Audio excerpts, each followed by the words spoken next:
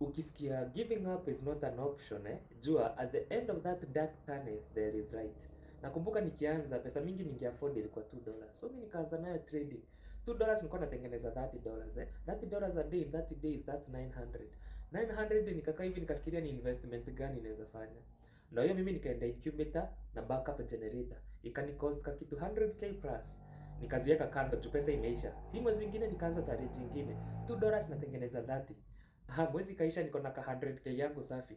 Ndio hiyo mimi nikanunua vitu za kuku, drinker, feeder, tray za mayai, then nikaendea mayai.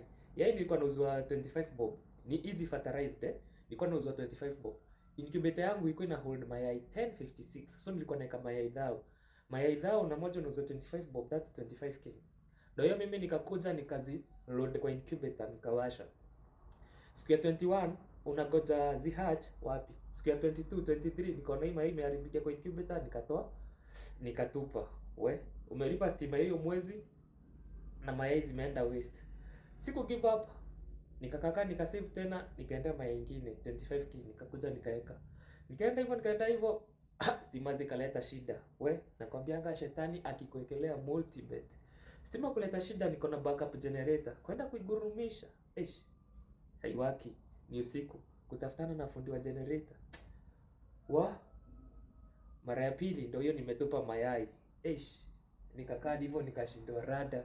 Siku give up, mara nyingine nikaenda mayai ingine. Mayai nimetupa. Na kila mayai unatupa unatoa ni 25k na imekula stima ya mwezi mzima.